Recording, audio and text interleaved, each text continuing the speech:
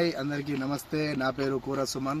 నాకు ఒక రైతు అడిగాడు, క్యాలీఫ్లవర్లో పెట్టినాక 15 రోజులకే మొగ్గ కాస్తుందని అంటున్నాడు. దానికి సొల్యూషన్, దానికి ఏం చేస్తే దాని నుంచి బయటపడదాం అన్నది ఒక మన యువ రైతు గోనె శ్రీకాంత్ ఉన్నాడు. అతన్ని అడిగి తెలుసుకుందాం. శ్రీకాంత్ గారు హాయ్, బాగున్నారా? Hi sir. బాగున్నారా? బాగా. ఓకే, మాకు ఒక చిన్న సమస్య వచ్చింది ఒక రైతు దగ్గర నుంచి. కొద్దిగా ముందుకు రాని.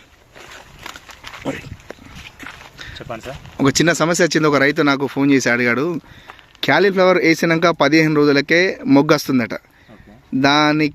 దాన్ని మరి ఏం చేసుడు అని నన్ను అడిగాడు. నువ్వైతే కొంచెం దానిలో ఎక్స్పర్ట్ కదా, మీ నాన్న కూడా మంచి ఎక్స్పర్ట్ ఉండే కదా, అందుకోసమే మరి దాని సొల్యూషన్ అడుగుదామని మీ దగ్గరికి వచ్చాను. ఏమైనా ఉందా అండి? గత 20 సంవత్సరాల నుండి మా నాన్నగారు సేమ్ ఇదే ఫీల్డ్ చేయడం జరుగుతుంది, కాలీఫ్లవర్ వేయడం జరుగుతుంది. సో ఏంటి అంటే కాలీఫ్లవర్ డిసెంబర్ మిడ్ నుండి జనవరి ఎండింగ్ వరకు చిన్నగా ఉన్నప్పుడే మొగ్గకు రావడం జరుగుతుంది. ఏ రైతుకైనా కలుగుతుంది ఖచ్చితంగా. ఓకే, మనం ఏం చేస్తామంటే ఆ మొగ్గను చూసి భయపడి ఇది పనికిరాదు అని వెంటనే తీసేసి వేరే పంట పెట్టుకోవడం జరుగుతుంది. ఓకే, కానీ అలా కాకుండా సేమ్ ఈ ఫీల్డ్ కూడా అదే విధంగా రావడం జరిగింది. నేను అలా తీసేయకుండా డిఫరెంట్ స్ప్రేలు, పెస్టిసైడ్స్ వాడడం జరిగింది. సో ఇప్పుడు రిజల్ట్ ఈ విధంగా ఉంది. మన కాలీఫ్లవర్ పంట అనేది చాలా కాంప్లికేటెడ్గా ఉంటుంది. వేరే పంటలాగా కాకుండా ఇది ఎలా అంటే వింటర్లో ఎర్లీగా వస్తుంది. మనం నారు పెంచుకుందామని పోసిన దానిలోనే 20-25 డేస్కే మొగ్గగా ఏర్పడడం జరుగుతుంది. అది చిన్నగా మనం అబ్జర్వ్ చేయాలి, మనకు కనిపించదు. దాన్ని మనం ప్రధానమైన పొలంలో నాటుకున్నప్పుడు ఒక 10-15 రోజులకే మొత్తం బయటికి వెళ్ళడం జరుగుతుంది మొగ్గ అనేది. సో మనం ఆ విధంగా కాకుండా ఉండడానికి ఏం చేయాలనంటే, పెట్టిన తర్వాత వారంలోనే ఖచ్చితంగా యూరియా వేయాలి. యూరియా అనేది కంపల్సరీగా చెట్టు దగ్గర వేయాలి.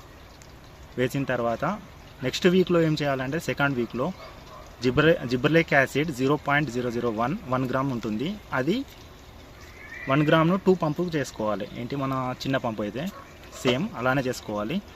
దాన్ని మనం స్ప్రే చేసుకున్నట్టయితే 1 వీక్లో 2 టైమ్స్ చేసుకుంటే ఆగడం జరుగుతుంది.